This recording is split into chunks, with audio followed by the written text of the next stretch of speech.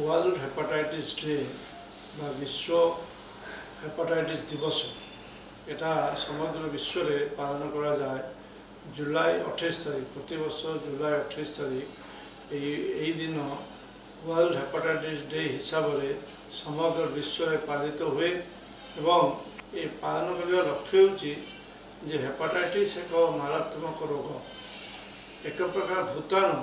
जहाँ hepatitis virus बा hepatitis भूताणु कह जाए ये भूताणु शरीर को आक्रांत कले शरीर लिभार बा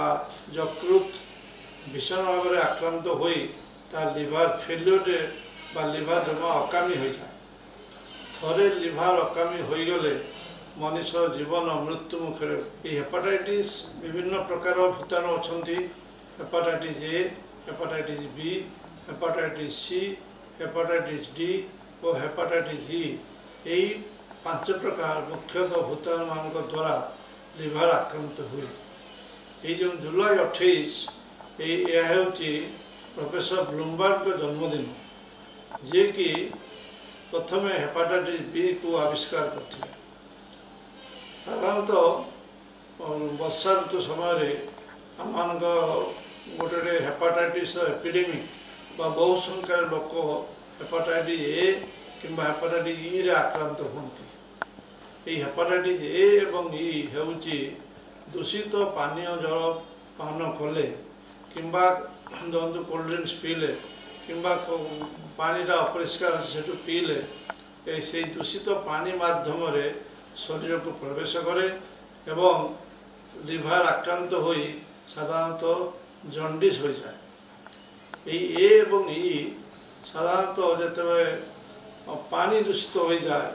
कि मैला पानी जो पटे जाए से पानी सहित पीवा पानी जब मिसी जाए ये कंटामिनेशन हेले बहु संख्यार लोक हेपाटाइटिस ई कि ए द्वारा आक्रांत होती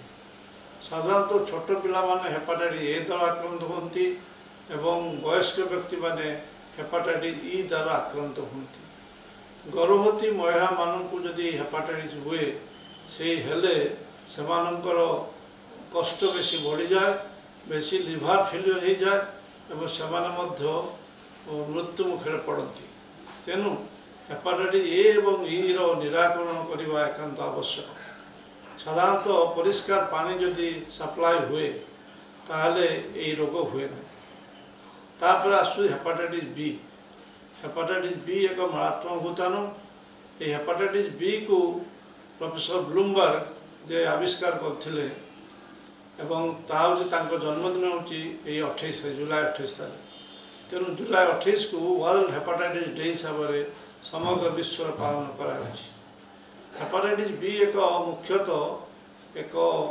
मारात्मक भूताणु यह गोटे जनक शरीर आउ जन शरीर को रक्त माध्यम प्रवेश करे धरतु गोटे सिरिंज कौन कंटामिनेशन होती दूषित सिरिंज दूषित निडल किंबा टाटुइंग करने द्वारा किंबा रक्त जो तब पेसेंट नियंती ब्लड ट्रांसफ्यूजन द्वारा किंबा असुरक्षित यौन संपर्क द्वारा यही भूताणु मनुष्य शरीर को प्रवेश करे अर्थात गोटे रोगीर जदि हेपाटाइटिस बी थी पाखर गोटे सुस्थ रोगी को यही प्रकार विभिन्न माध्यम से सुस्थ रोगी प्रवेश करे हेपाटाइटिस सी मध्य से ब्लड ट्रांसफ्यूजन किंबा टाटुइंग किंबा चिताकुटी जहाँ कह जाए किंबा दूषित निडल बा दूषित सिरिंज बा दूषित इंस्ट्रूमेंट द्वारा जदि ऑपरेशन हो हेपाटाइटिस बी और सी डायरेक्ट से रक्त को प्रवेश करती ये 2 प्रकार संक्रमण अच्छी गोटे हूँ माँ पाखर पिला पाख जापे कहते वर्टिकल ट्रांसमिशन बा सीधा प्रसारण जदि माँ जो हेपाटाइटिस बी तो आक्रांत होते ताहले पिला को हेपाटाइटिस बी हो जाए साधारण जन्म समय मार रक्त पिलार रक्त सहित मिसी जाए जहाँफल कि पिला को हो जाए आ गोटे हूँ हॉरिजॉन्टल ट्रांसमिशन अर्थात छोट समय पिला माने खेलुंट दौड़ुंट तो गोटे कंटा देहरे फुटीगला कि गोटे सिरिंज रंगली नहीं गले से कई मन को रखिपारती ना कमी हुए तेणु से कहुए समांतर प्रसारण अर्थात हॉरिजॉन्टल ट्रांसमिशन जो जेकोसी प्रकार जदि वर्टिकल ट्रांसमिशन हो बा हॉरिजॉन्टल ट्रांसमिशन हो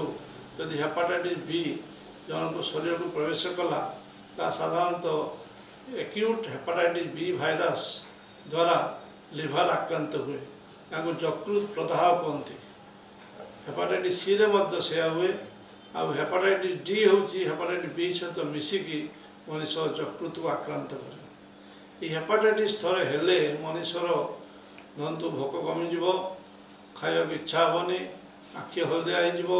परिस्रा हलदिया हो केते क्षेत्र में पेटरे पानी जमी जाए रक्तवांति हो जाए जिते बेले लिवर बेसी परिमाण डैमेज हो जाए अर्थात क्रोनिक लिवर डिजीज जो हो जाए रक्तवांति हो पेटरे पानी जमीज मनीष चेता बढ़ीज तेणु हेपाटाइटिस बी एवं सी रो निराकरण एकांत आवश्यक। यह बाद दे मध्य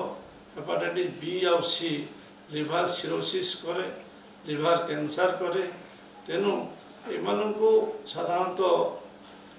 दूर करने बा पब्लिक अवेयरनेस द्वारा यही सब रोग छोट छोट पिलांकु बा क्लास रूम रे बा समस्त को जनसाधारण जनवाई यही वर्ल्ड हेपाटाइटिस दिवस पालन होउची।